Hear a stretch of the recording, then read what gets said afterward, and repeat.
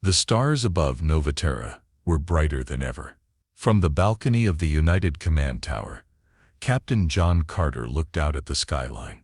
Tall towers glowed with blue lights. Airships moved quietly through the night. Below, people walked in peace, strong, free, and proud. John stood tall in his black command uniform. His silver badge reflected the city lights. His face was calm, but his eyes were sharp. Today he would begin a mission that could change everything for humanity. 100 years ago, the Galactic Council had exiled Earth and all humans. They called humans reckless and dangerous. The Council feared human expansion.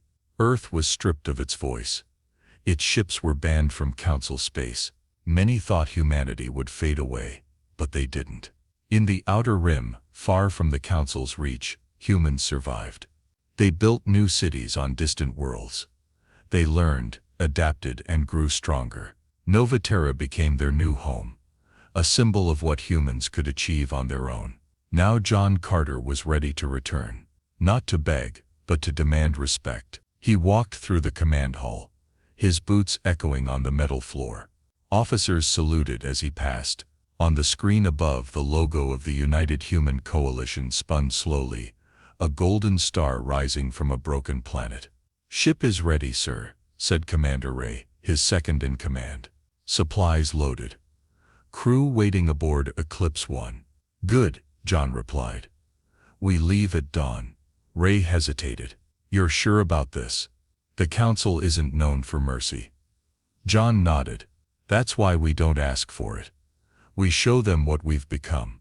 In the war room, John gave his final briefing. A 3D map lit up the space around them, showing the journey from Novaterra to Eleron Prime, the Council's capital. It was a long and dangerous route. "Our goal is peace," John said.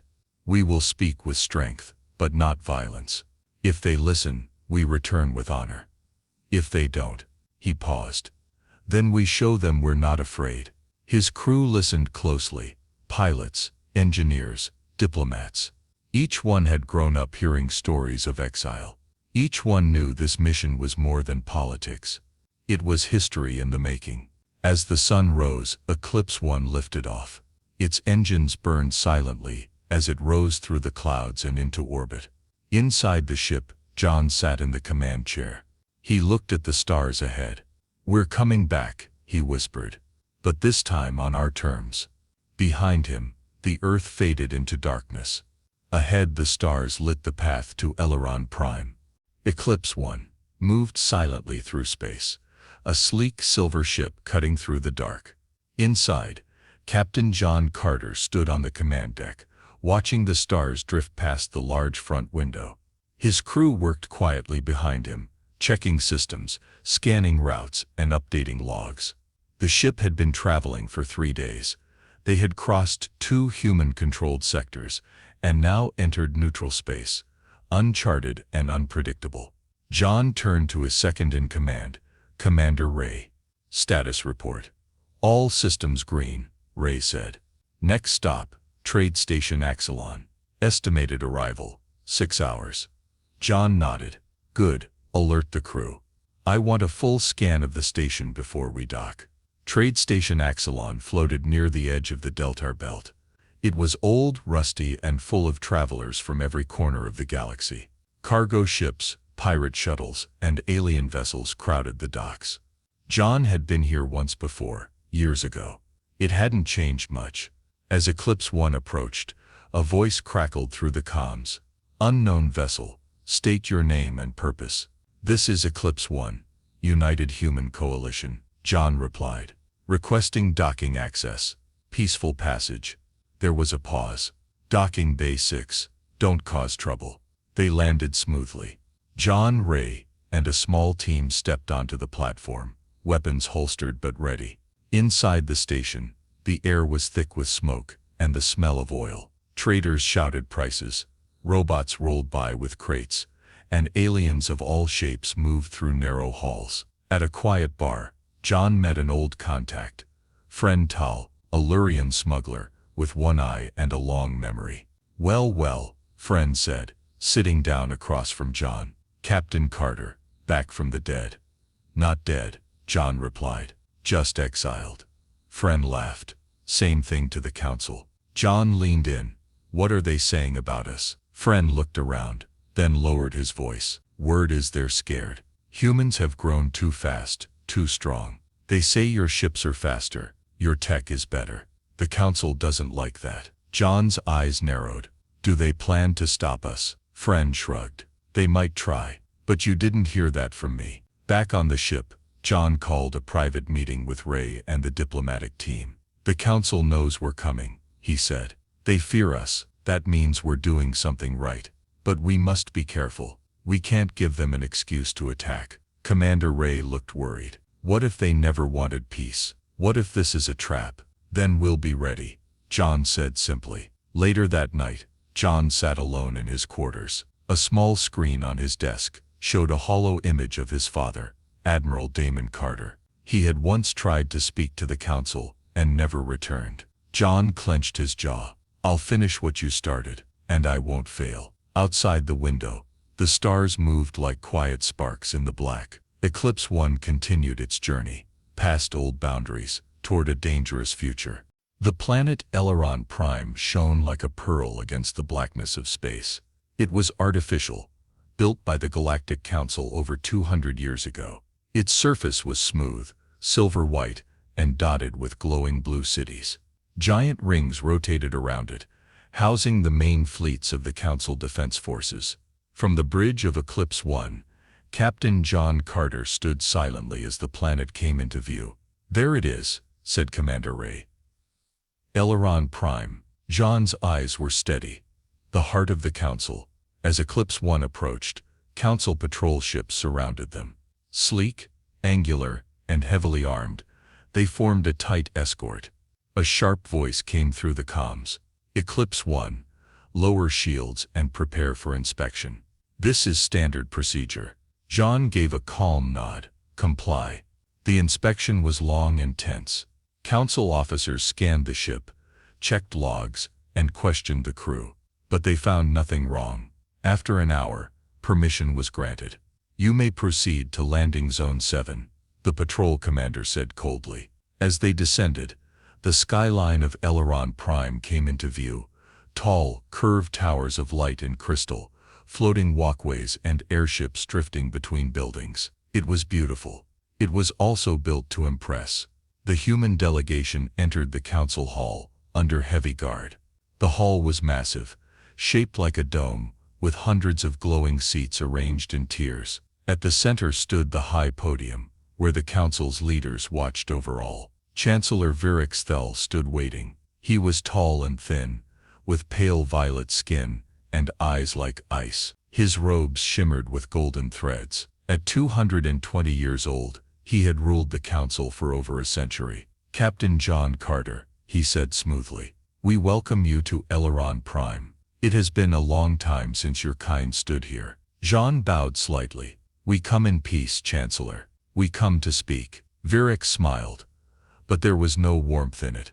Of course. Let us talk. The talks began in private chambers, watched by diplomats and guards. Jean spoke with clear purpose. Humanity has changed. We have grown stronger, wiser and united.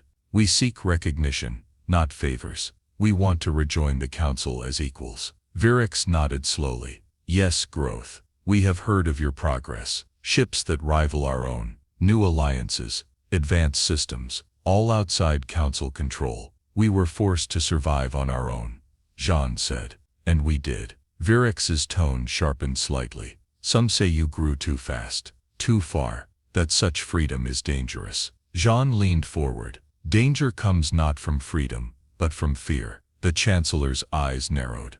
We will consider your request. For now, enjoy our hospitality. You and your crew are guests of the council. Back on board Eclipse 1, Jean met with his senior officers. He's hiding something, said Ray. That smile was fake. Jean agreed. The Chancellor is afraid. He's not planning peace. He's buying time. What do we do? Asked one of the engineers. Jean looked out the window, toward the glowing towers of the council city. We stay sharp. We stay ready. And we watch every move they make. Far above them, In a quiet, sealed room deep within the Council's defense tower, Chancellor Virek spoke with his advisors. "They cannot be allowed to return," he said coldly. "We will tolerate their presence for now, but they must leave in disgrace." "How, Chancellor?" one advisor asked. Virex turned slowly. "We create the disgrace ourselves." The sun never truly set on Eleron Prime. Its sky glowed with a soft blue haze from the planet's artificial light grid. From the guest quarters inside the Council Tower, Captain John Carter sat at a long table with his team. The room was clean, white, and silent. Too silent. "There are no cameras," said Commander Ray, glancing around. "Too much privacy for a council room." "That's what worries me," John replied. "They want us to feel comfortable. That means they're hiding something." A soft chime rang at the door. A council envoy entered, tall, silver-robed and calm. "The Chancellor invites you to a public summit in the Grand Forum tomorrow," the envoy said. "You will have a chance to speak before the full council." John gave a nod. "We'll be there." But in his eyes doubt was growing. The next day the Grand Forum was packed. Hundreds of alien leaders filled the circular chamber. Screens displayed live images to billions across the galaxy. Lights dimmed. A deep horn echoed. Chancellor Virek stepped forward to speak. "Citizens of the galaxy, today we welcome a delegation once thought lost. Humanity returns, not in defiance, but in dialogue." He gestured to John. Captain Carter walked to the center platform. His voice was steady. "For a century we survived without you. Not because we hated peace, but because we had no choice. We were cast out, yet we endured. Today we return not as beggars, but as equals. We offer peace, alliance, and progress." Some members of the council nodded. Others watched in silence. Then the chamber shook. A deep explosion boomed through the building. Lights flickered. Screams echoed across the chamber. Council guards rushed in. Sirens wailed. Smoke filled the air. An officer pointed at John. "He did this. Arrest him." "What?" John's eyes widened. "We had nothing to do with this." "You planted a device under the podium," another guard shouted. "Security found it minutes before the blast." "That's a lie," Ray yelled, drawing his blaster. "This is a setup." John raised a hand. "Stand down." Dozens of guards surrounded them, weapons drawn. John looked around. There was no way out. "I surrender," he said calmly. "We will prove our innocence." John was taken to a council holding facility deep beneath the tower. The walls were thick and cold. Energy fields hummed at the door.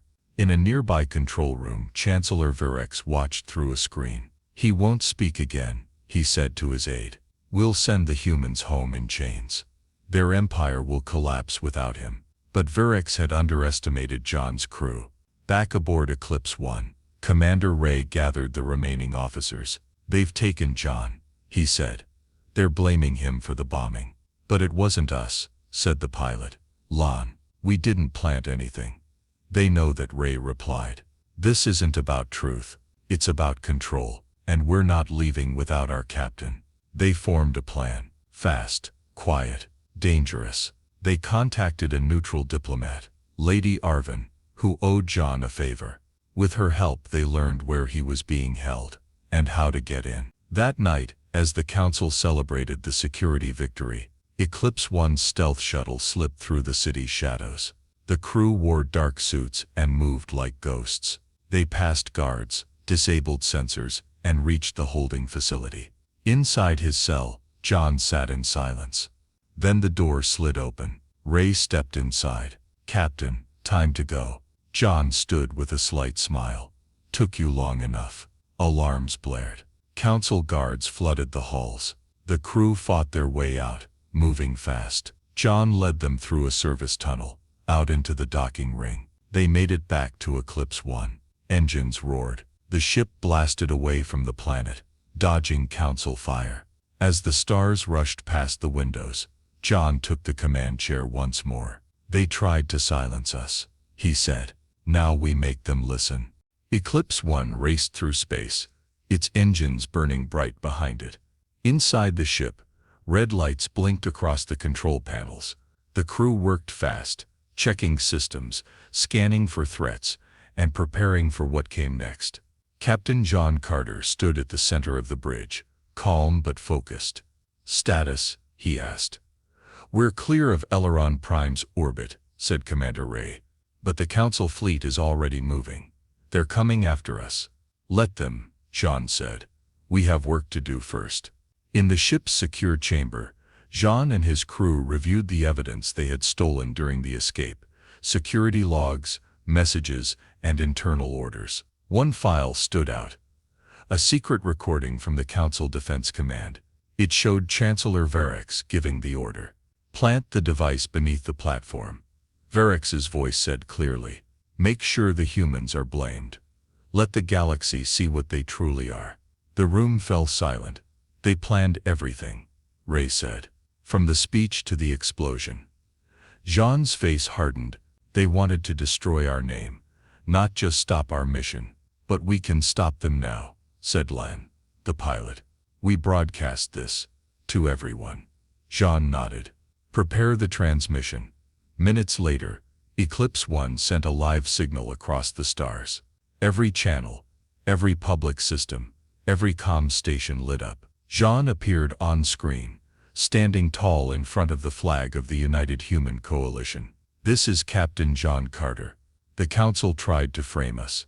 They tried to silence us. But truth cannot be hidden." He played the recording. Billions across the galaxy heard Varix's voice. They saw the truth. Outrage spread like wildfire. Protests erupted on Council worlds. Independent systems began calling for answers. But the Council wasn't silent for long. A fleet of 30 warships blocked Eclipse One's path. They came fast and ready. The screen lit up with a message: "This is Supreme Commander Zell, of the Galactic Defense Fleet. Captain Carter, power down and surrender your vessel." Jean stood firm. "We have done nothing wrong," he replied. "We will not surrender." Ray turned to him. "We're outgunned, maybe," Jean said. "But we're not out of options." He tapped into the comms again, this time targeting neutral and allied systems. "To those who believe in truth, in freedom, stand with us. Help us stop this corruption."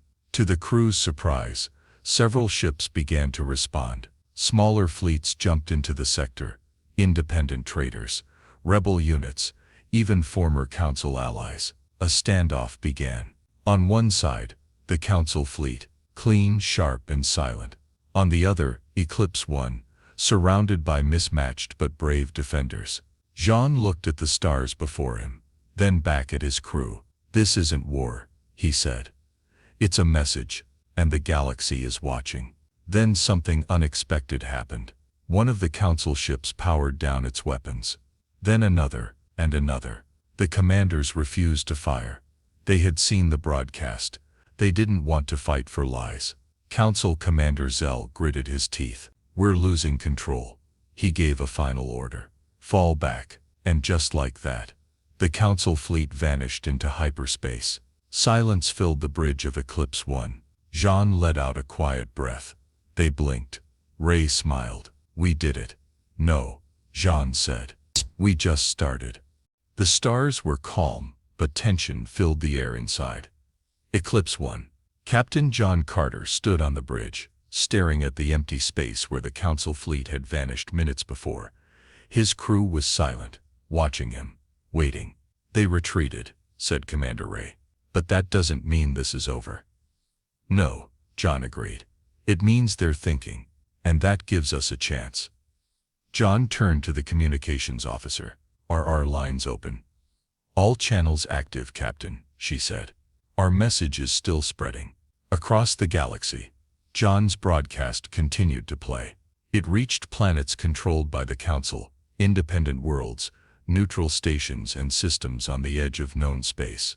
People were listening. Some were angry. Some were afraid. But many, more than ever, were ready to act. In the Council Tower on Eleron Prime, Chancellor Varix paced in fury. "They dare to challenge us," he growled. "One human ship, and now the entire Council wavers." An aide entered the room. "Sir, the protests have grown. Threx, L'Oreal, and Varn sectors have paused all cooperation. Some are asking for a full vote of investigation. Fools, Virex spat. They're feeding a fire that will burn us all. He slammed a fist onto the table. Call a war session. If they won't listen, we remind them who holds power. Back on Eclipse 1, new ships were arriving. Some were old friends. Others were strangers. Together they formed a loose fleet. Humans, aliens, traitors and exiles, all standing for truth. John called for a conference. Faces from across the stars appeared on the main screen. We've all seen what the Council is willing to do, he said. They fear change. They fear freedom. But fear is not leadership. A voice spoke up, an alien leader from the Threx sector. What do you propose, Captain Carter? John answered clearly. We don't attack, we unite. We create a new alliance. Open, honest, fair. The Council's time is ending. Let us build what comes next. For a moment, there was silence. Then came nods, agreements, support. The beginning of something new, but not everyone agreed. Suddenly, a Council signal broke through the feed. Chancellor Virex appeared on screen. His eyes were cold. His voice calm but sharp. You speak of unity, while you tear the galaxy apart, he said. You are a traitor, John Carter, a danger to peace. I speak the truth, John replied. And the galaxy sees it. Virex leaned forward. Then stand by your words. Come to the Council Assembly tomorrow. Speak again, if you dare. The line cut. Later that night, John sat alone in his quarters, looking out at the stars. Ray entered quietly. You don't have to go. Yes, I do, John said. This ends face to face. Ray nodded slowly. Then we go together. The next day, Eclipse 1 returned to Eleron Prime. This time they were not alone. The new alliance followed. Ships of all kinds surrounding the planet. They made no threats. They carried no weapons ready. But their presence said everything. Inside the Council Assembly, John stood once more at the center. Virex stared down from above, surrounded by uneasy council members. Captain Carter, he said. You return after crimes against this body. What is your defense? John looked around the chamber. I need no defense. Only truth. He played the recording again. This time directly into the Council's archives. Gasps filled the chamber. Council members looked at each other. Some stood. Some sat in shame. Your time is over, Virex, John said. The galaxy wants a future built on truth, not fear. Virex rose shouting, you have no authority here. But his voice was drowned by the sound of votes being cast. A motion passed. Virex removed from power. It was done. Outside, John stepped into the light. His crew stood beside him. Ships hovered above, peaceful and proud. He looked up at the sky. We didn't fall, he said. We stood. And the galaxy stood with us. The stars above Eleron Prime were calm. For the first time in 100 years, silence had returned to the council chambers. But it was not the silence of control. It was the silence of change. Captain John Carter stood once more on the balcony of the Grand Forum. Behind him, the flags of dozens of species fluttered in the artificial wind. Below, crowds gathered, not in protest, but in peace. For the first time, humans were not outsiders. They were equals. The council had voted. Chancellor Virex was gone. A new leadership was being formed. A shared leadership. One where every voice mattered. One that could not silence the truth again. Inside the assembly, John met with the representatives who had supported him. The Threx Chancellor, the merchant guilds, the free systems. They sat at the same table, side by side. We must be more than just the end of the old council, John said. We must be the beginning of something better. They nodded. A charter was proposed. The Unity Accord. A new alliance focused on cooperation, transparency, and freedom of movement. No species would be exiled again. No truth would be hidden behind power. It was signed by all. Back on Eclipse 1, the crew prepared for departure. Their mission was complete.